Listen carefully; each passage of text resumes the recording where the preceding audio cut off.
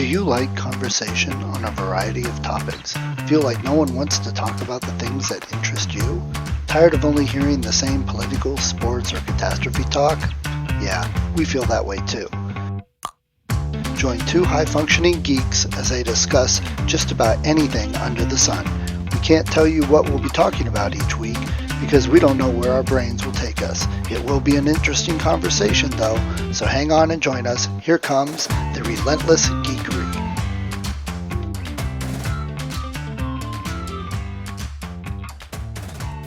Brought to you by Mind Architecture. Building worlds for your mind. And boom, there we are. Okay. Boom! How you doing, Stephen? Good, how are you? I went prehistoric this time. I was all library last time. Figured I had to do something, a modern primitive, if you will. So I would say, oh, we've entered the Jurassic age, Jurassic Park, but someone would probably say, yeah, well, those dinosaurs didn't exist during that.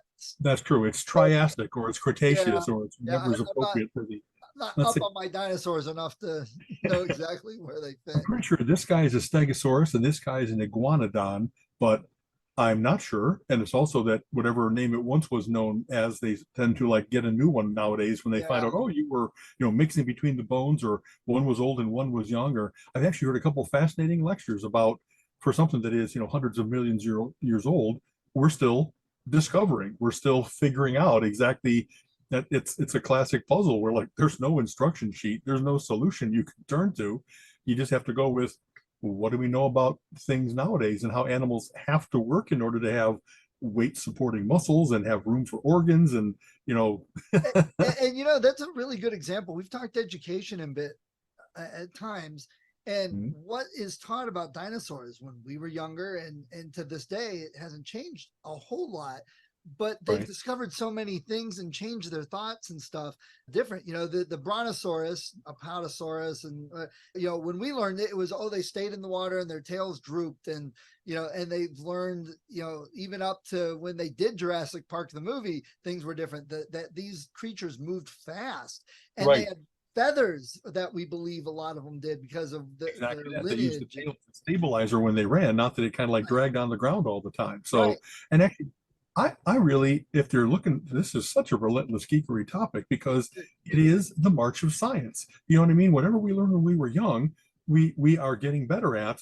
Well, this doesn't exactly match what we know of how the bones were found. Were they swamp dwellers? No, they were kind of on the beach, or that, like the shapes of heads and stuff like that.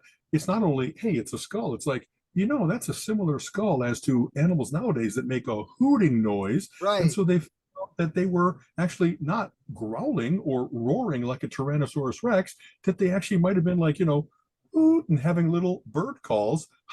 Speaking of birds, now that we know that there's lizard-hipped dinosaurs and bird-hipped dinosaurs, and that there is a wonderful chain of descent that leads us up to the chicken nowadays. You know what I mean? Ferocious chicken. Exactly. And you can see, honestly, boy, there's no more true thing than the quotes theory of evolution, because it does all that you want science to do. It explains, it predicts, it talks about, hey, we know that there must be something in between these two to have mutated and from natural selection gotten over the course of time between these. And so it's not, it's a mystery, there's gaps, there's a missing link. It's more, we'll just find it. We know we will. There's scatterings of various different things. You can see how they adapt to their environment. You can see how the pressure of natural selection, it wasn't who was the mightiest creature in the forest, in the jungle, that was the winner. It was the ones that adapted best to their environment, bred, created more of themselves, and then they gradually fill that ecological niche. And not only at the time of dinosaurs, but we see it happening now.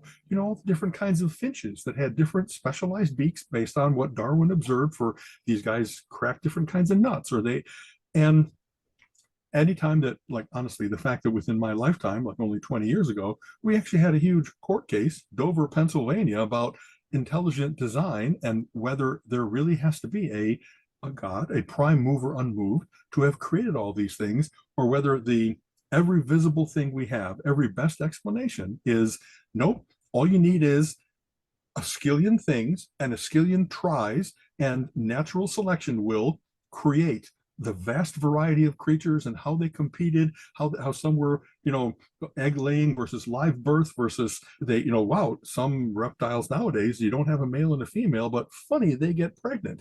And so then now that's a fact. How do you account for that? And then how do you account for, well, the environment, nature and nurture both always work together to create the various different kinds of creatures.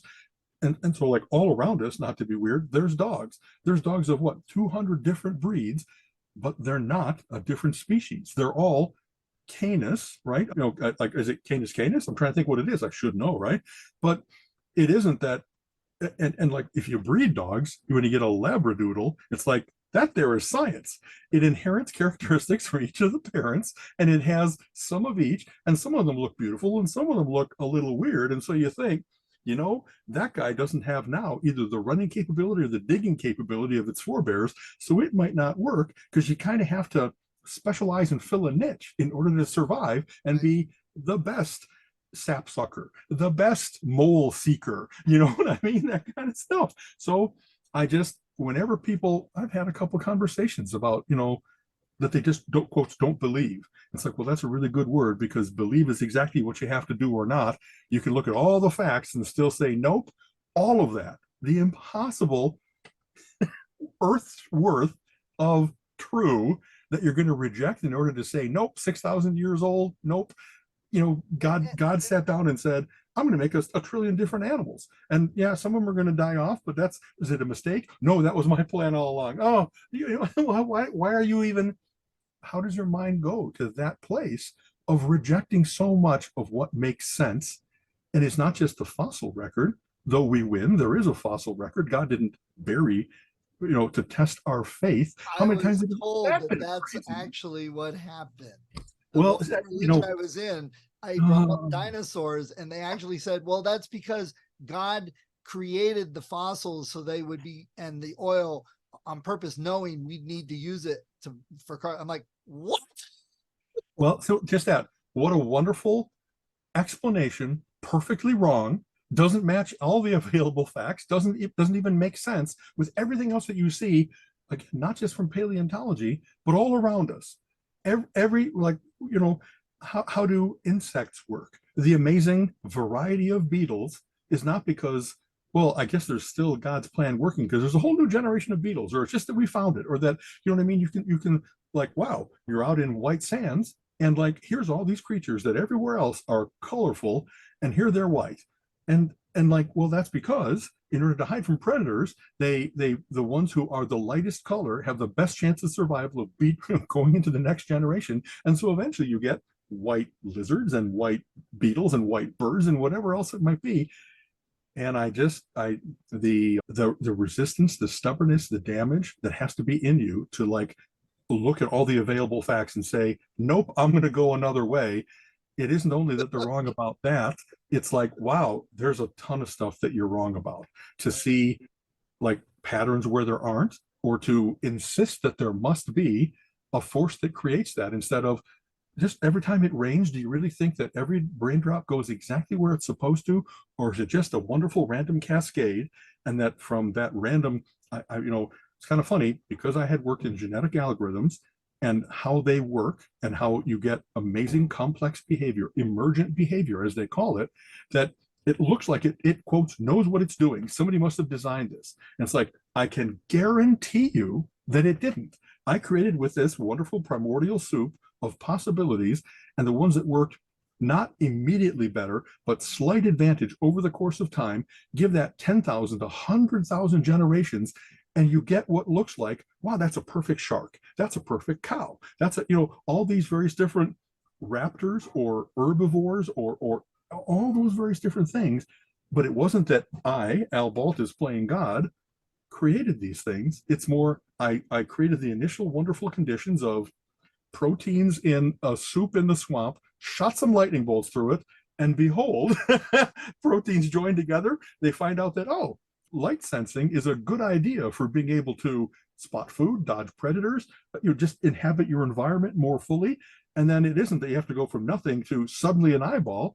It's that anything that would give you that kind of advantage of being able to taste, hear, smell, see better, all of those work together to say, now I got a creature that's really good at, like owls can hear, right, the whisper of a mouse under the snow from like a mile away. And I don't mean to exaggerate, because some of the things that I've heard that are really true, that dogs have 40,000 times the smell that we do, it's kind of hard to even put yourself into that. You know what I mean? Like, really, I could sit here and right now what I smell is, hey, they're working on the parking lot near us, and so I smell tar. But instead, every single thing around me would have a scent. Yeah. You know, this pill bottle has a scent, and so does my iPhone, and so does my keyboard, so do I. And my scent changes based on, you name it, my emotions, the time of day, what I ate last. Right. And you know what I mean? Like that expansion of senses, maybe that's why I like the Daredevil. Boy, I know I'm not letting you get a word in edgewise.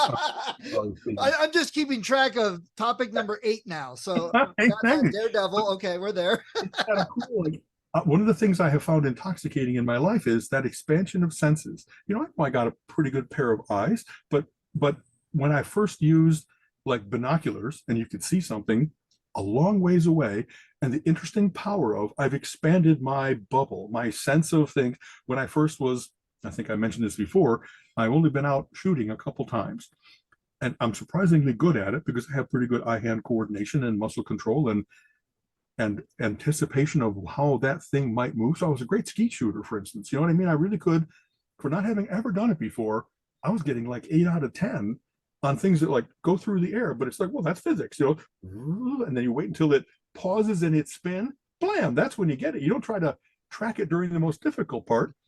So having said that, when I had that, just the idea of shooting of like, wow, I can touch something 100 yards away, and that's an intoxicating thing. I can see how people could really get into that, touch it with accuracy. You know, when I was on a little thing where they had various different kinds of targets, and so it's like, okay, I'm going to shoot that, not just the target, but hit it on the edge of it so that it spins. And it's really, wow, I really could say, here's what I'm going to do, call the shot, and then plink, it did it. And Colleen was like, well, how cool is that? I know you've not been shooting, like and yet I could, exactly, I like that. You know what I mean? I shoot pool really well. Just the other day, I talked to Colleen how the first time that I tried a masse shot, where you put so much spin on the ball that it actually reverses course and comes back, and I wasn't sure that I could do it, but in only 2 or 3 tries did I figure out, this is what you must do. It really matters compared to the ball. You're going to hit on the side, and then just a slight difference of where you're hitting it imparts a different kind of spin on it. And it was just so cool to be, not only can I do this, but I actually never had done it before. And yet human beings have mighty adaptive brains, and they could say, well, I've shot 10,000 shots before. I know a little bit about how you put English on something and how you want to do a straight shot, and how the amount of force you put means you're going to not, like if you put backspin out, it'll hit it and then come back. So I put all those things into, well, if I had to figure this out, what would I try? And how cool that it didn't take 100 tries. It took 2 or 3. And I'm like, my God, I'm Minnesota Fats. I really can, I can do we'll get you your own cue and everything. Yeah, when I did a jump shot, and it's like, okay, so I think what you have to do is you have to put enough force onto it to get it to actually clear the ball. You don't want to hit the ball in between. Like Evel Knievel. Like that. And so it's like, you know, the fact that you can actually think of things to try and then do them. The first time that someone, I don't know, I'm pretty good at Frisbee. I'm nowhere near the guy that can do amazing gymnastics and stuff like that.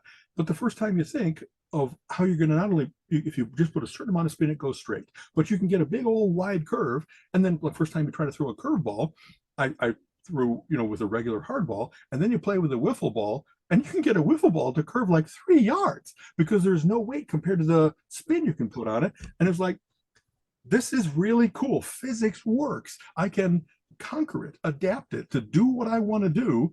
And like I said, given 3 tries, the first time you try it and it spins and it's not really in control, but then you say, well, what I just did plus a little extra in this way, it's kind of like playing mini golf. You know, who goes first imparts information to all the people to follow as to, well, that's not a perfect angle. And so you go, well, if he hit here and it went past the hole here, then you go just a little bit to the left and it'll go right to the, and I love the fact that people can do that, my brain kind of does that automatically. Don't you always try to learn from Right. who went before you and say, I'll do what they did plus a little variation and then I'll get a better result? And when you have to go first, you're like, well, you're not only going first with the foursome that you're with, you're playing with every shot you've ever done. And it's like, wow, my guess is still pretty good. I'm not just random out there. I'm really thinking.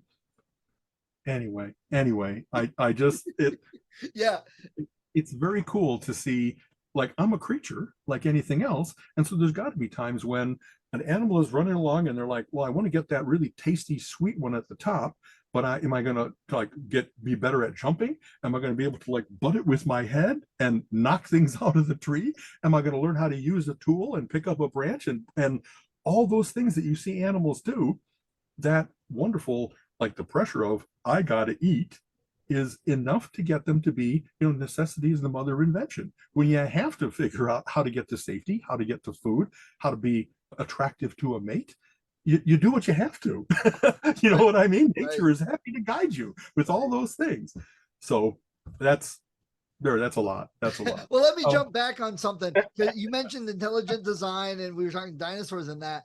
Right. There's the other newer theory that we live in a computer matrix, that it's all developed integrated sim. Yeah, exactly. So, and with some of the arguments I hear people saying about intelligent design or even going back and forth with intelligent design versus evolution, and then I hear people with actually logical arguments with the matrix thing. It almost does make you want, how could we prove we're not? That's what it boils down to. See, how can we prove that we're not? Exactly. We long ago we went to a cool Mensa does colloquia that is, instead of a big gathering where there's a ton of stuff going on, they focus on a certain issue about language, about cosmology, whatever else it might be. The one that I went to on cosmology was really good. We had great speakers like Brian Greene, who talks about, the universe is probably really in 10 dimensions, not the 3 that we can kind of perceive, maybe 4 if you had time, that the best explanation is, quotes, the best explanation for what we can observe is this. And then another scientist, a fellow scientist, kind of said, and the problem with that is that it's not science because you can't test it. You can't experiment and see how true is it or not. You can't gain traction towards it. You have an explanation and maybe you have slight predictability, but you don't have another universe as a test case to be able to try, well, if that wasn't true, if I perturbed it in this way, what would happen?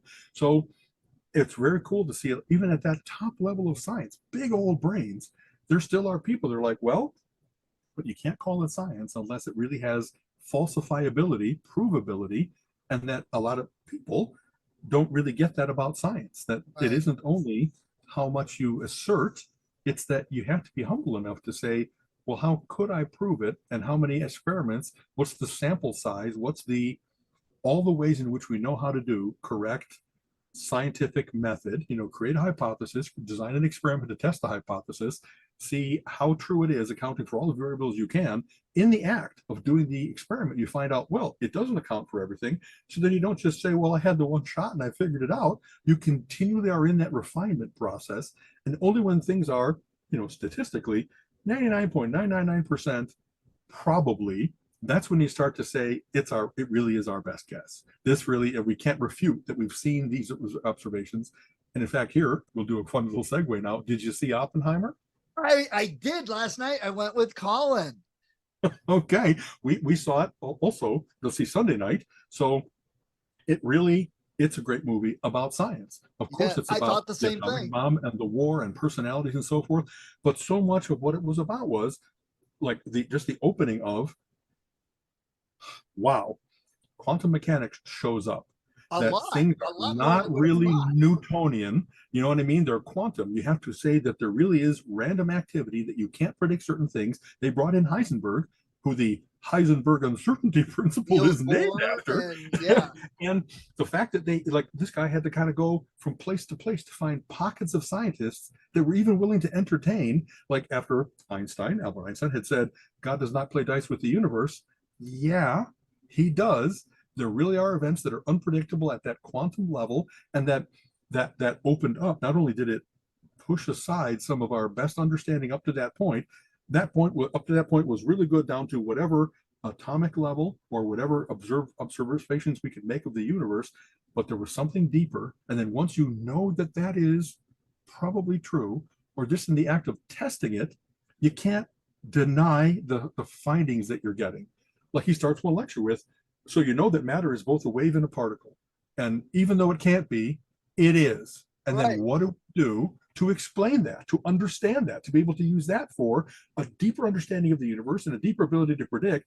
And just, it's kind of funny. Imagine that back in the 40s, 30s going into 40s, when that was first presented, and people just kind of, Yeah. all the greatest minds of the world still couldn't quite get it. You And, know what I mean? and the people that were right, that knew, that could look ahead, see things that were new, we know they were right now looking back at it, but at that time they were dismissed and they were shunned. They were like, you're the witch doctor of our group, we don't want to talk to you. And it's like, wow, we have not changed at all, have we? It's still like that. It's probably regressed more, but well, we just have louder people that are determined to not do science. yes. You know what I mean? But that hasn't stopped. Like the more that we learn about radiation, the more that we understand deeply that there really is, Schrodinger's cat.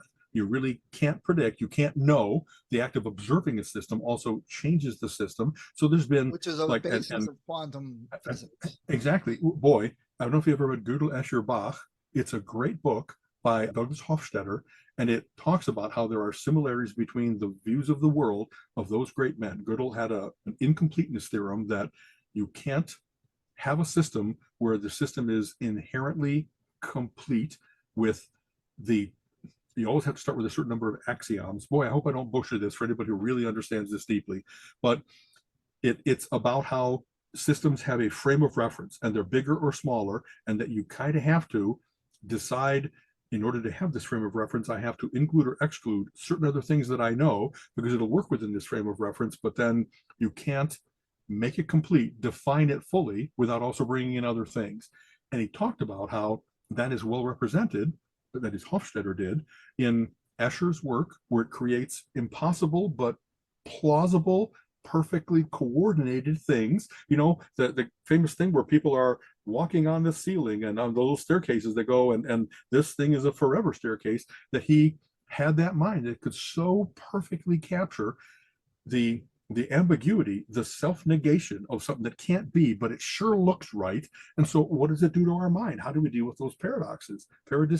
Anyway, and then Bach in his music, with how he did the building of his music, and what makes it beautiful or interesting or etc. to us is that it speaks to the system of music, as well as music itself, as well as being a beautiful piece of music.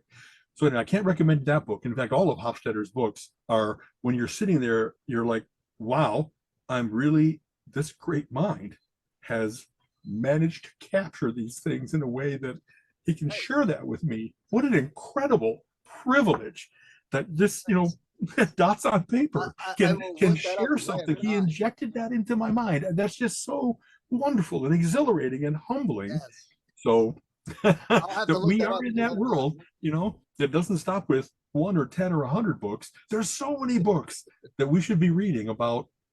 Right. All of that let me about Oppenheimer pursuing science, and like they had to solve problems that had never been solved before.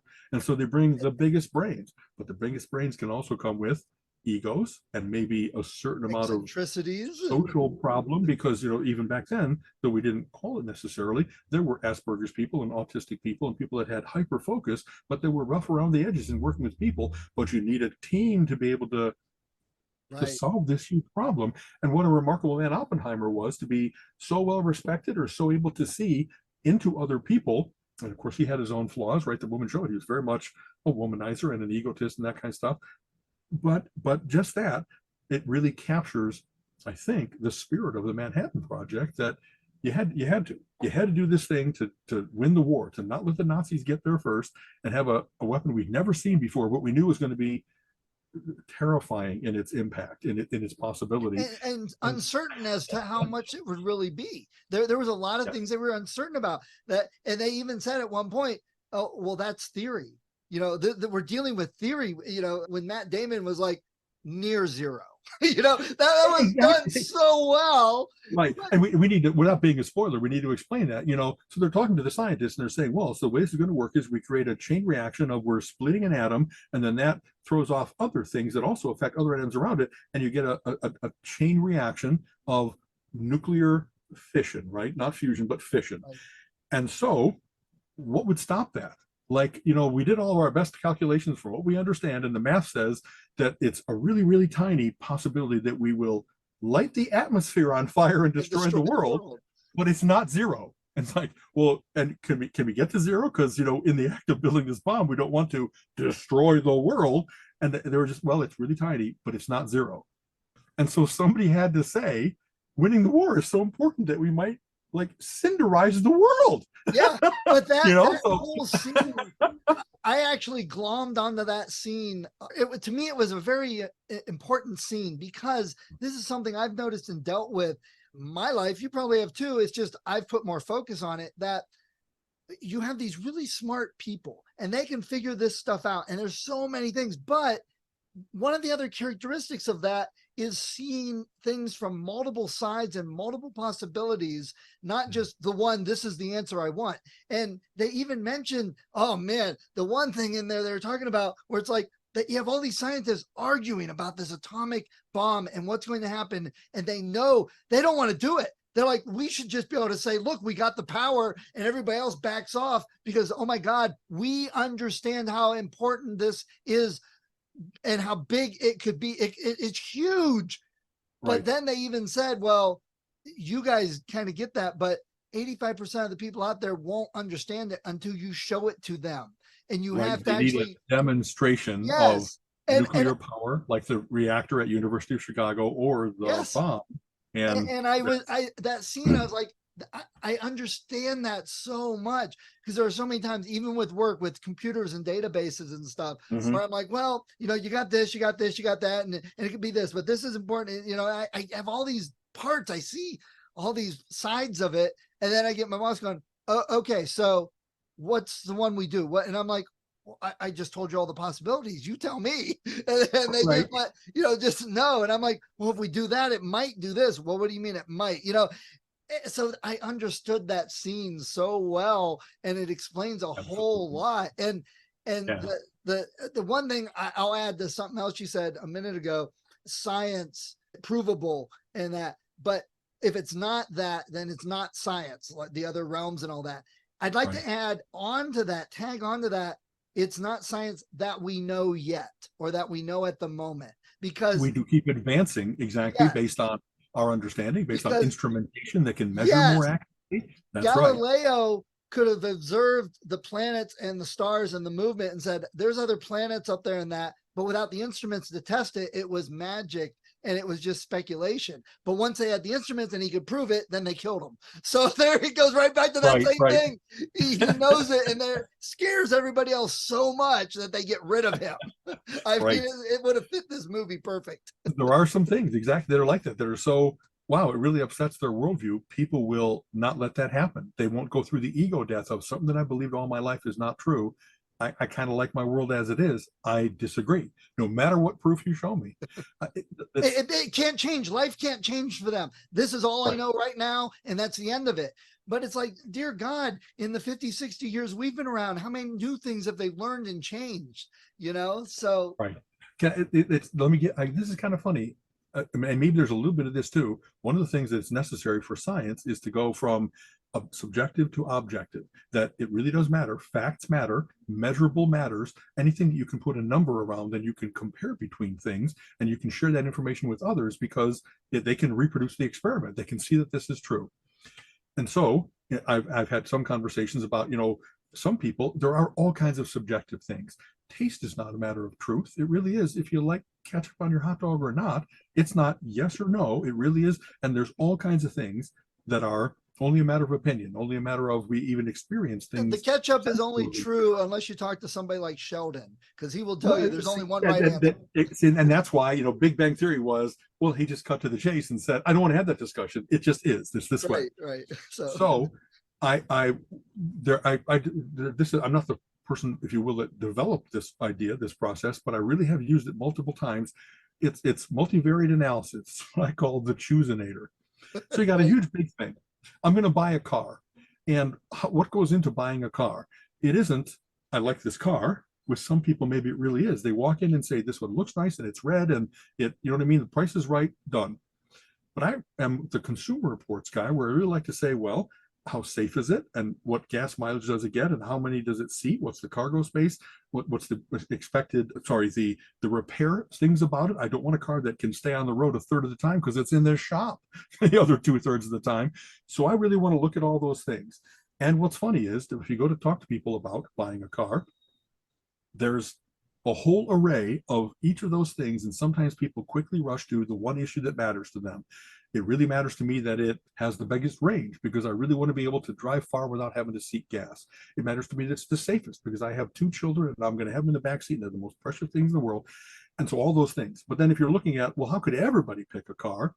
You kind of have to find a way to look at all those factors and include them in the decision and not only go with a single issue. And so what do you do?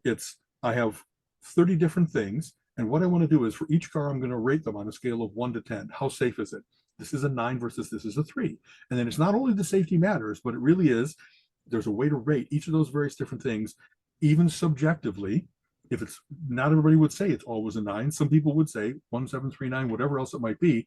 But then you take, let's say 50 people, 100 people, and you get a good sample size and almost provably, depending on the sample size, you're able to get to what does humanity think?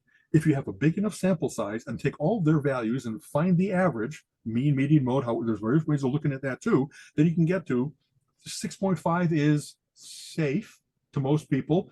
Extra safe is above that, less safe is below that. And then you not only have all those various different issues, you have how much do they matter to you? And everybody then rates those of, well, it sure matters about gas mileage to me. It matters about safety to me. It matters about, I want to buy American versus foreign, all those various different things. And again, the weights can be what matters to me. And then you could just say, everybody put their weights into those various different things. And then they'll figure out for them particularly, what really matters in a car and therefore what car they should buy. But you can also say, take 50 or 100 people and what are the weights of these various different things? And then you'll find out that most people, when they're looking at a car, they don't care about the headlights, but they sure care about the safety. They don't care about whether the interior is cloth or leather. It matters a little bit, but not as much as what the mileage is. And so all those things go into kind of what Consumer Reports does. We look at the qualities of the car and the drivability and all this kind of stuff. And that's why this car is a 92 out of 100 and this is a 66. And so if you're looking to buy the right car, the best car out of all the cars to compare it to, you can use this method to get to it. And so I've done that for hey, we're looking for a hotel for a big gathering. And what hotels have? How good is the lobby? What's the room rate? How much meeting space does it have? Does it have lights in the parking lot? And all that matters. And I did a choosinator so that in Chicago, when we picked the hotel we wanted to pursue for Halloween, it was the best hotel out of 30 that we went to. We went to a lot of hotels because it really doesn't matter if you're going to have 500 people there, that 458 of them are like, that was a great hotel. Not, we went to the one that all that matters is whether it had a swimming pool or not. And everybody else, more rounded, rational, they were like, well, I don't care about the swimming pool if the room rate was twice as much as another hotel nearby. So I've used that. And then here's the fucking kicker. I've used that and I proposed that and I've used it for a whole bunch of different things. And I can't tell you how many people they can't get off of the one issue that matters to them. Right. Does it have a coffee thing inside the hotel? If it doesn't, we're not going there. No. It matters that the room rate and the meeting space, and maybe Starbucks is just outside. Nope. If it doesn't have coffee, I vote no. So we need to do Olympic judging that says the crazies get voted out of being able to have a big impact on this. Yeah. Good luck with that. And no matter what the thing is, and there's also people that they go through this method, and because it gets complex, they go, I'm not going to do all that. It's like, well, it's not just you, it's 500 people that we're trying to satisfy. You really are doing something in service to getting to the truth. And you saying that you're not willing to do it lets me know that you really are the guy that no matter whether it's a candy bar or a car, you just on instinct, on whatever, buy what you want. and then you suffer for it. You bought a shitty car and it's in the Right. car, you know, it Here's the lasted 4 years problem. instead of 20. You scientificized this, whatever it happens to be, buying a car and stuff, whereas the salesman preys on the 85% of the people that buy on that emotion, like the impulse buy at the register. You know, that's why they're there. That people, that's why big companies spend so much money on advertising, and they show things that don't tell you the facts. They don't tell you specs that look at, you know, my cousin was like that with phones. I go and look for a new phone. I go to the specs. All right, that has more memory. This is I look at all the specs. Yeah. I don't care if the screen's a 1/4 inch bigger. I'm looking at the memory. I'm looking at the processor and all that. Yeah. And there's the phone I'm getting. And I have no idea what it looks like, but I looked at all what I wanted. My cousin goes, "Oh yeah, the guy told me this was the newest, hottest, coolest thing." So. And it is okay to go to experts if they really are experts, as opposed to shills. But salespeople are not. You know what I mean? That's what I'm saying. So we've talked about this before, that advertising is just so insidious in terms of how they've tried to make it, that it really is an emotional decision for everything. And I think another part maybe of, it's not quite science, but it's human nature and psychology. We've talked about, there's kind of the 2 marshmallow thing. If you can sit here in a room with this 1 marshmallow in front of you and wait a little bit, you get 2 marshmallows as a reward. But if you eat it, you get the one marshmallow and you're done. And so there's a certain amount of delayed gratification that the work you're willing to put in, instead of just jumping to a conclusion, jumping to a solution, it pays off. It can pay off handsomely, not in 2 marshmallows, but in 10. And the people that don't have a feel for how much work am I willing to do in order to get to a good solution, and whether every problem requires that. I don't need to do a complex study of candy bars. I like, what do I feel like? I want the nut one or I want the chocolate one. And it only matters, nowadays it's $3, but still, if you're candy bar rich, you can spend $3 without, oh no, the mortgage. You know what I mean? There's the ability to see the scale of problems, and by orders of magnitude, geez, spend a lot of time picking your house, and a lot of time your car, and a lot of time maybe your insurance, whatever that threshold is. Anything I spend more than $10,000 on, for sure. More than 1,000, yeah, I really could buy things on impulse, but I kind of want to know I got the value of my money, because then it's not only how much I spent, it's like I don't want to spend $1,000 and then feel stupid when it breaks in a year, right. Et cetera, et cetera. And depending on who you talk to, some people don't have that instinct at all. They every decision to them is just, it hurts. I want to get it over with as soon as possible. And like, when they talk about like people who decry experts, well, this guy spent all of his life studying this, so that's why I trust him. Yeah, but the salespeople told me this phone was better, what you just said. And like, they don't have the ability to distinguish between a real expert and a blowhard, and then they get what they get. And the problem is that in large groups, we all get what we get if they're foolish enough to say, I don't agree that despite all the science being about vaccination, nah, I reject it. So whatever that thing is about people being willing to be, and really at the base of it, it's humble. It's wanting to get to the truth that's not your truth. The truth exists outside of you, and that you want to be able to, I always say this, something isn't, you don't know something really well until you can explain it to another. It has to be something that you could explain to somebody else. And once again, this is science, that it's not, I deeply believe this. I tend to use religious terms for when I think it goes beyond that to a little bit wacky. I witness about this. And like, no matter how much this is true to you, it really isn't that you can and maybe about the paranormal, because we've laughed about this. I really don't care whether you saw a ghost. How can you prove to me that you saw a ghost? You don't get just to say, did the room get colder? You're really like, how did you record it? Can you recreate? If I go to that same place and I try it, will I see the ghost? Well, that's not how ghosts work. Well, already you're kind of like you're poking holes in your own theory, because it's not reproducible.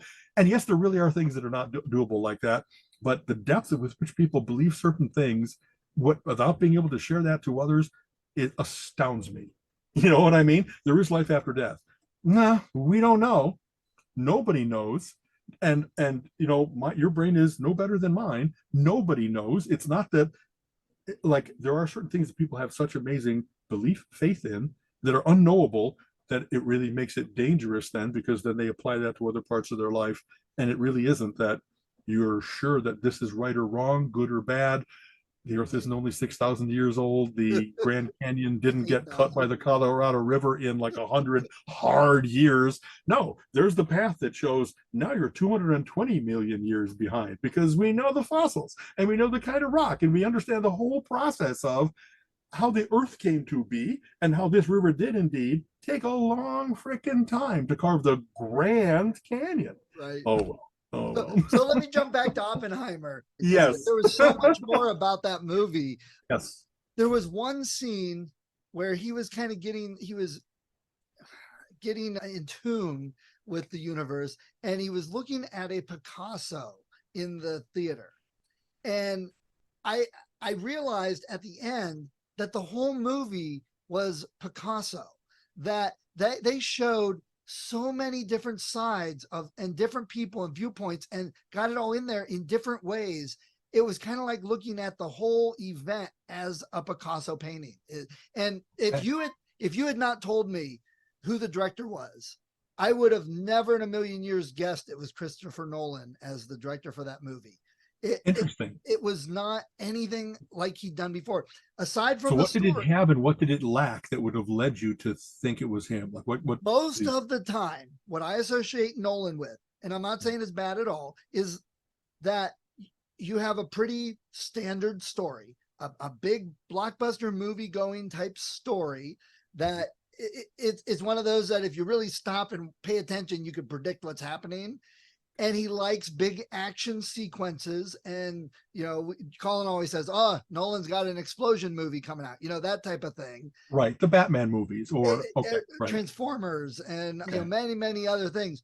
This movie was not that at all. It was crazy because every single scene felt like it was the climax of the movie. And they were all short and very not rushed, but it was a frenetic pace that you didn't even realize how frenetic it was. Every scene was as truncated and tight and short as you could make it. And they jumped scenes. You had to really pay attention.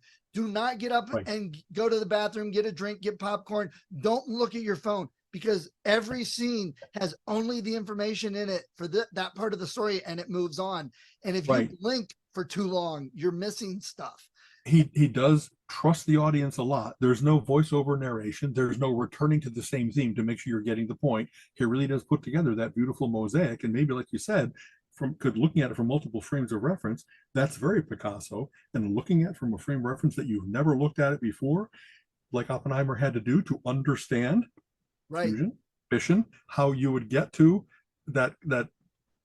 That's a very good observation. You know what I mean? And there was a lot of. I love movies that it was 3 hours long, and there wasn't like looking at my watch. Why is it taking so long? No, there was no dragging points at it whatsoever. It's a big story, but it requires that big of a movie to tell this amazing story. There were a lot of traditional film stuff, techniques, and that he did not do at all. There were scenes that if you would have said, okay, this is what the movie's about. It's like, okay, then there's going to be a scene where the scientists are arguing and someone swipes glasses off or flips a table and they're yelling and they walk out. They didn't do that. Or we got to show that they're getting on the train to travel to these different places. Let's show the train station, the train coming up and people are talking and they get up. None of that. It was, we're in the middle of talking to these people. We're done with that scene. We're in the middle of talking to more people. We're done with that scene. We're talking to other people. Boom, we're in Los Alamos. We were at Christmas. Now it's, summer. Wait, you really got to keep up with the movie. I was like, this is a movie that if they had done it in a traditional film story movie sense, it would have been a 4.5, 5 hour long movie. But because it would have done all the setup shots, the framing shots, the transitions. Exactly. Okay. And the explanation. That's me and Reese when we talk about our horror movies.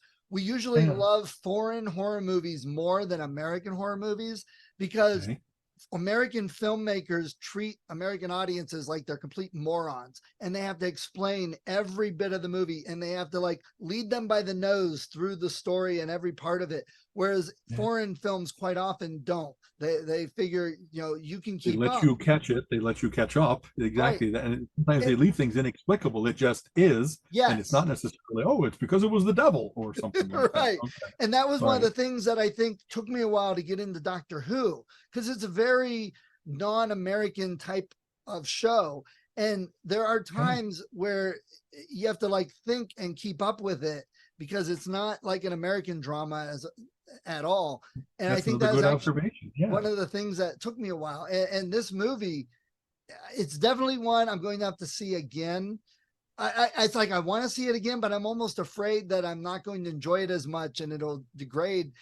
But I can't say it was like, oh my God, this is one of my favorite films ever. It was just, it's its own entity almost, you Right. know? It's an important movie. And like the more Yes. people get it, like, I don't know, that's not quotes, not in my lifetime, but only 20 years before my lifetime. I was born in 59. So they're working on this in 39, 42, 45. You know what I mean? Right. They broke the atom for the first time. They understood it within like 60 years of when I was born. You know, Einstein's theory of relativity and everything that we came to understand about quantum mechanics.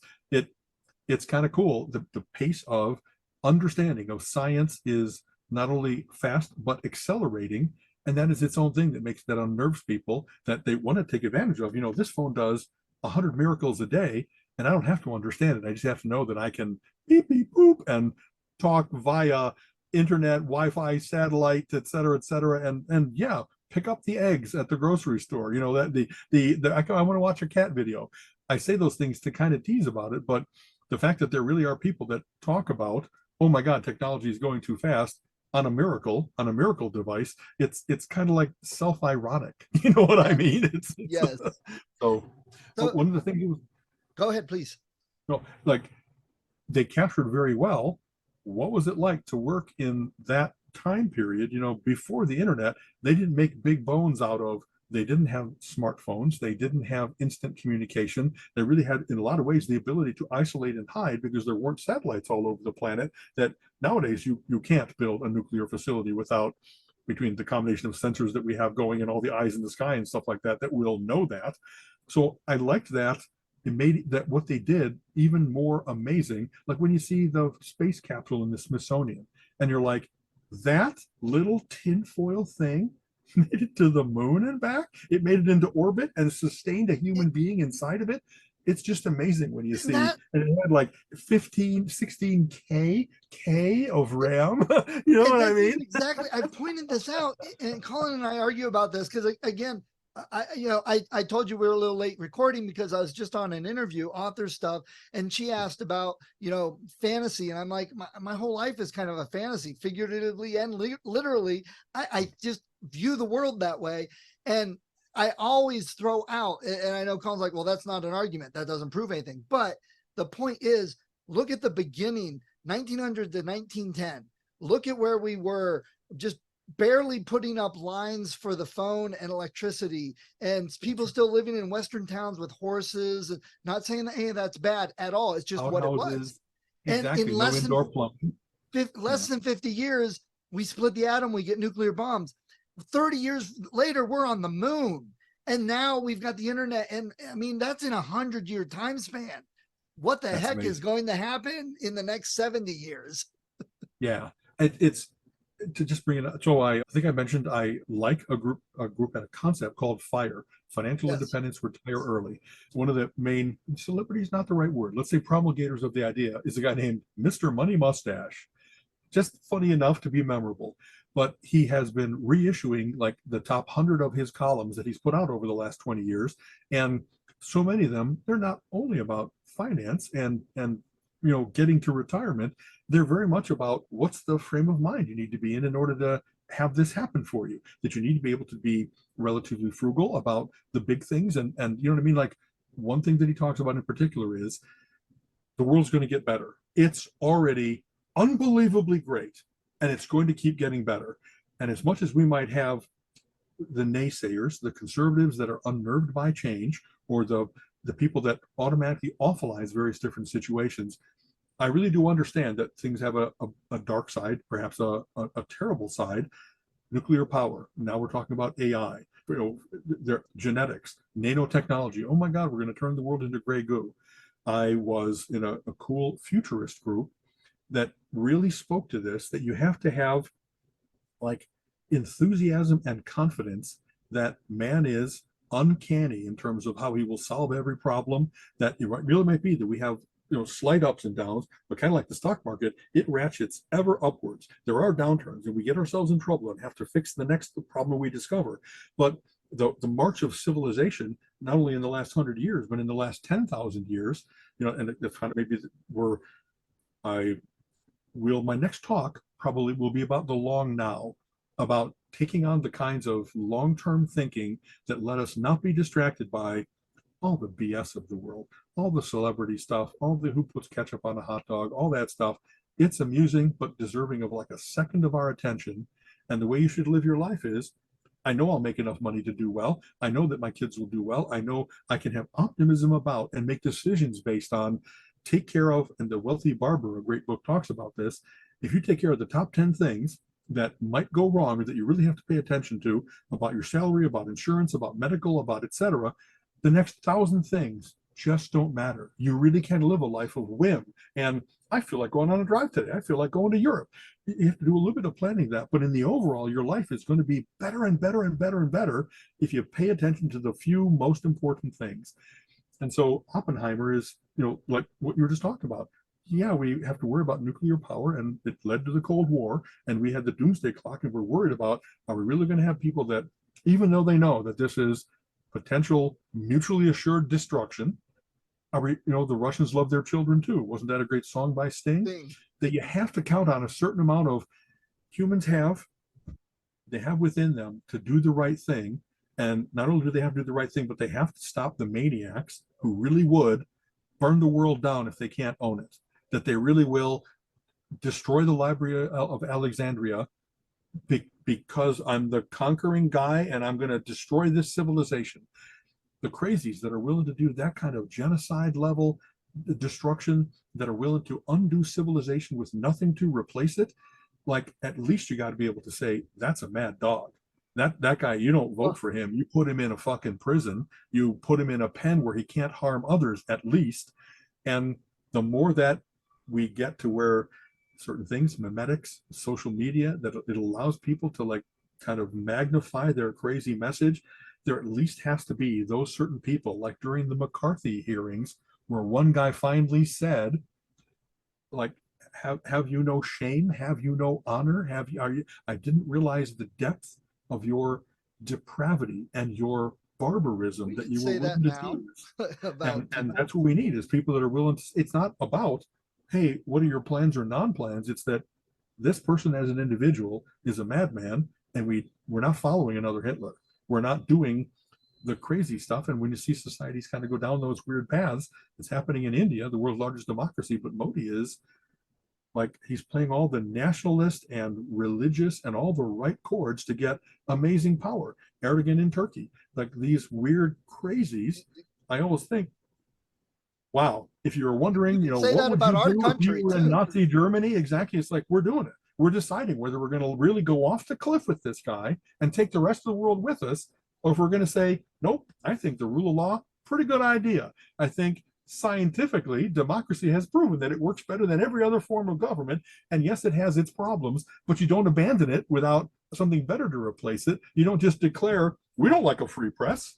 We don't like, you know what I mean? You don't revert to things we got over like 200 and 500 years ago. We're not a tribal society anymore, and we shouldn't re-become one, because that doesn't give us these incredible benefits that we are experiencing. Right. I agree with what you said on, things get better. I definitely can see the vision of Roddenberry's future, what he envisioned. But infinite diversity and infinite combination, right? I think that's how it's often expressed. And just his shiny look at how the world will be better. That was one of the later arguments against Star Trek. Well, everything's just so perfect and nice, right. But here's what I see, though, that we say we don't like this, that, and the other thing, and there are things that are bad, but there are people pushing back and not wanting to admit that and see those things that are bad for the change. And the thing is, those same people say, oh, we don't like all this other stuff from these third world countries. But the problem is, everything they're pushing is turning us into those same third world countries. And what's going to happen? Here's what's going to happen. We are so busy inwardly focused on squabbling and we must have our guns and we deserve the right to have our guns and let's make that the biggest point. And all these other countries are going, yeah, you guys go ahead. We're going to keep advancing and we're going to move beyond you. And pretty soon we're going to be the third world country and behind everybody else because they've moved on. And, they're actually approaching Roddenberry's vision quicker at this point than maybe we are, arguably.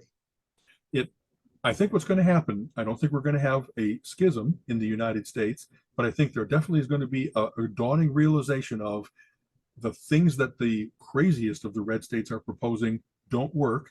They really have much higher infant mortality, much higher disease of every kind. They have much less education, so they're falling behind the ability to compete in a modern world that is very much about information, not about tobacco, if you will. And the more that we get to, we're not going to let them vote to say, hey, blue states, we're going to leech off of you all the excess wealth that you are producing. We demand our share, even though what we're demanding is to be a backward nation, like you're saying. Yes. So there's all kinds of things, as you know, that happen. Like H.L. Mencken had a great quote of, democracy is the principle that the people know what they want and they deserve to get it good and hard. And I think that the red states are going to find out, wow, what we're doing is not sustainable. We are going to fall behind in every way. We're going to have but they don't care worse weather events. We're going to our grid is going to fall apart. We can't just demand that, there's a funny meme that, hey, I wish that everybody would just finally say, hey, smart people, we've really wrecked it. Please fix this for us. Will we ever come to that realization? Maybe as it really gets to, wow, I killed my entire small town in order to get this Walmart, and then Walmart closed. And now I am one of those towns that on Route 66 that the expressways don't go by anymore, and it just starts to wither and die. And will that become, hey, we're going to gather our guns and go try to take over another town to steal their resources? Are we really going to get to that Mad Max fight over gasoline? Are we really going to, you know what I mean? Are we really going to do the road to perdition where it's this, like The Walking Dead? Every one of those is it's a cautionary tale. It's Don't get to that. Don't get to the point where a plague kills us all. Oh, you mean all you anti-vaxxers want the world to be back to bestiality? Wrong word. Beast-like behavior. Yeah. You know what I mean? Yeah. Your guns aren't. You don't have enough guns. I just don't we haven't we attacked, bombed, taken over countries that don't have any type of gun regulation and they're kind of a threat, so we want to get rid of them? But aren't we kind of pushing for the same things? Aren't the countries that have some sort of regulation the progressive ones? It's just, maybe I'm wrong. That's just what I see from observing the world. I think that what we're going to end up getting, like, I don't know, I think smarts wins. I think adaptability wins, like we learned from Darwin. So the people that are determined to stay in the state that they're currently in, and they're not looking to, how do we clean up our water so we don't die from when something goes wrong in it? How do we clean up our air? The people that reject those things, that, like, quote, the nanny state, what an ugly name for all these shared resources matter, and we should have them be of unrelentingly good quality, not just, hey, this guy needs to make money, so we killed 10,000 people with it doesn't matter as long as I'm making money. That's right. And so, and after it's already happened, you can't like go lynch that guy. You kind of have to stop allowing the systems that allow those guys to accumulate enough wealth that they really have not only company towns, but like company labs. They're experimenting on what's going to happen in case my pool of tailings from my mine, if that dam bursts and it floods, and it's not only going to kill people from drowning, it's going to kill people because of all the exposure to all the heavy metals and evil stuff that's been brewing in that. Oh, well, again, this is kind of funny to talk about the doom of the future. I think we're going to have a certain number of those things, but I think what's going to keep happening is medical technology is going to get better and better. Our ability to not have work be a requirement. Here, this is, when people talk about guaranteed income, it's not based on, the lazy people get to finally have their way. It's more based on, we've created such an amazing amount of wealth that sharing it is the smart way to go if you're trying to guarantee your civilization. You'll have all the people that could be the next generation that's going to continue that wonderful gravy train. Make sure they're getting educated. Make sure that they're getting enough nutrition. You're not creating this vast divide between the rich and the poor, because, I know I'm all over today, but these really, they're all linked in my mind. They Yes. used to have a guy that went to, the latest Caesar and said, you are mortal, fame is fleeting, that you can't let people Ozymandias the world to death, that demand that they're the greatest that ever is and ever will be, but then you know what? They die, and now the world has to deal with the shambles that they left the world in, the Trumps and the Neros and the whoever the crazies are that have really, in their local way, just did terrible things to the world. At least we're only going to get, until we really conquer aging, you're going to get maybe 80 years of Mitch McConnell. You know what I mean? He's now showing sad, terrible signs of it. He's not capable anymore. He really had his freeze up recently. He had the bad fall. He's had signs of strokes and mini strokes. And I so much hope, well, as long as he doesn't have the button, as long as he doesn't in Right. his bad state, that he still has the ability to share bad ideas so powerfully with all of us, because he's no longer Speaker of the House, but he's still very influential. And so at least there's some reassurance that even the bad guys are going to die, and that hopefully they're not so inculcating the next generation. Here's a big thought. The Catholic Church, or many churches, talk about, hey, if you give us your kid at 5 years old, we got him forever. Well, that's exactly why terrible schools with no academic requirements are being formed up, so they can do that indoctrination. And there's kind of no better word for it. If we really are going to have a fight about education, it has to be about public education and what the experts have determined are the best way to do it. And that changes over the course of time. So it wasn't that we weren't teaching reading, it's that now there's a better way to teach reading or mathematics. But you don't say what matters is education. You have to keep saying an educated populace is the best guarantee against fascism and authoritarianism. And maybe the contrapositive is true. People who are going for no education for the people, what are they shooting for? Is to not have people wise enough to say that's a lie. That's a bad path. Don't choose your ministers of education and the people in charge based on how successful their businesses are. I mean, exactly. In selling ketchup. Right. Yes. Exactly. So here's something to bring it back around to our dinosaurs. Yes. So one of the things we've talked a little bit about in science and education and acceptability is climate change. And I still say, I think there's other reasons. Here's the problem. We're wanting to explore climate change as what all we're doing, but I think there's some other factors involved. And I think we would be good to figure those out also. I don't think we're looking at it enough, but that's not my point. That's a whole nother discussion that could last quite a while. The point is, people say, oh, we need to do this to save the earth. That sentence is wrong. There is absolutely nothing we will ever be able to do. Well, maybe at some point, but there's nothing we can do that's going to destroy the earth. It's going to kill us. We're going to die off and kill ourselves. Make it uninhabitable by us. That's right. But right. The earth will recover. The earth will be fine. Dinosaurs are a good case in point. They never developed all the technologies and everything we had, and they lived for millions and millions of years. We haven't done that. So who's actually the better creature? Arguably. I wish, having seen, we've been dealing with climate change, global warming for 25 years now. And early on, I saw the cartoon that said, it'd be terrible if we cured all this pollution and all these other things and left the world a better place, and we did it for nothing. And that's the whole point, is it's not for nothing. It used to be that stopping pollution was a good enough idea that we should. Right. That there really was a Clean Air Act and a Clean Water Act, and that's what they did, was they fixed the Cuyahoga River. They fixed Superfund sites. They made a point of not letting companies with only a profit motive, sociopaths, do whatever they wanted to do and let somebody else deal with the fallout from it. The term I've heard is externalities. The reason that some of these have made an incredible amount of money is because they haven't looked at it in a 360-degree way. It's not they make a product and produce some waste and don't worry, they'll clean up that waste. They make a product and spew their waste everywhere and say, oh, that's up to you guys to fix. So no wonder they're able to parasitically keep withdrawing wealth out of a system, because they don't have to do all of what's necessary to make that sustainable. The solution is not to to build factories in other countries that don't have the regulations. The solution is not to take our trash and dump it in another country because it's cheaper. That's not the solution.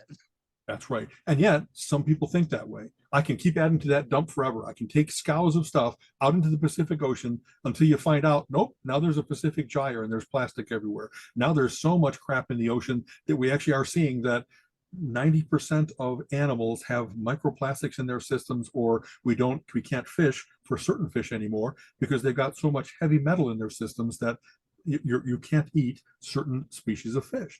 And why has it taken us like 50 years to realize we had a good idea and we're undoing it? Instead of, don't make it about necessarily global warming and climate change, just make it, I want to live in an environment that is cleaner, better than how I found it. There has to be if I have any kind of factory, yes, disposing of the stuff that overheats water, puts effluent out into the environment. That isn't just stuff that you can say that's somebody else's problem. There has to be, and why haven't not only the government, but the insurance companies should have pounded these companies with higher and higher rates, because eventually asbestos lawsuits killed a couple of companies, but they knew that was coming. And so they should have had to pay for a long time. When things finally come due, you're not going to have made enough money to make up for the damage that you've done. I hope that places will start to do that it really is, if it's an economic issue, that we treat it economically and say the government taxes them out of existence, because they're the ones that are going to have to run the Superfund sites to clear all the brownfields that they've created. They're the ones that are, all of it. You can't acid rain and like, wow, we spread their problem over, I don't know, 10,000, 100,000 acres.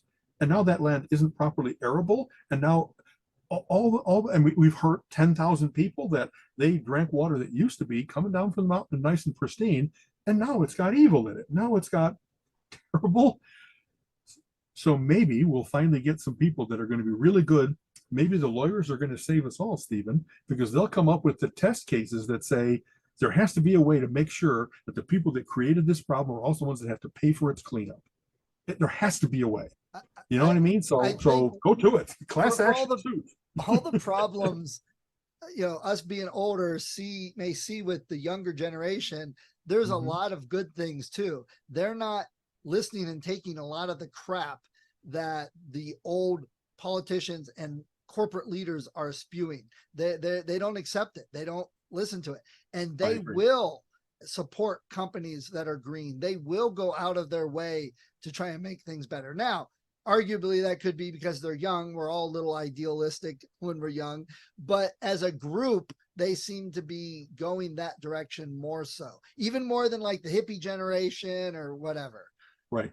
So wonderful. You know what I mean? It's kind of funny with whatever increasing hostility there might be between generations. I think that isn't true. I think there are certain loudmouths and gadflies that are making it that, this whole group of people are what caused the problems, and only this group is going to be the ones to solve them. It's always going to be individuals. And it might be that, like, I don't know, whenever there were bad political things happening, Colleen and I sometimes commented, why aren't there people out protesting? Have the old people gotten too tired and the young people just don't want to? They're not paying enough attention, or they don't think that's the best way to do it. I hope it's the latter, that they think that if we have a different lifestyle and a different way of thinking, and that the way we're going to make sure that the world that we're inheriting is inhabitable. I hope that there's all kinds of the worst of the baby boomers, the fathers that, ran companies that destroyed the world. I hope that family fortune goes away, and that those kids, that her kids weren't doing enough to stop that thing from happening. I'm willing to finally have justice done and have it not be that the life that they were expecting isn't quite the same. They don't need more islands. They need more accountability and sense of humanity that says we're all in this together. And every tobacco maven, that every OxyContin, producer. Well, that's honey. Those are only different because one has a brand name and the other doesn't. But there have been people that have been selling evil drugs and in bad ways, in addictive ways, and in, holding back the laws that allow for testing for marijuana. All those things have been going on for so long. And the fact that you don't know it as a tobacco company. Now it's like, essential brands or whatever else it might be. But if their base is still in addictive, I feel terrible. I own stock in Monster and Celsius, both of which make those hyper caffeinated energy drinks and so forth. And I think that they're still less harmful than all the alcohol in the world and all the OxyContin in the world and so forth. But very much how I invest is trying to create that better future that we've talked about. It's not only making a little bit of money for Colleen and I, it's like, hey, that's good med tech. BioNTech deserves to be able to save us from the next generation of viruses. Go Moderna, go BioNTech, go Pfizer. I want them to succeed. And here, I don't know if I've had this rant lately.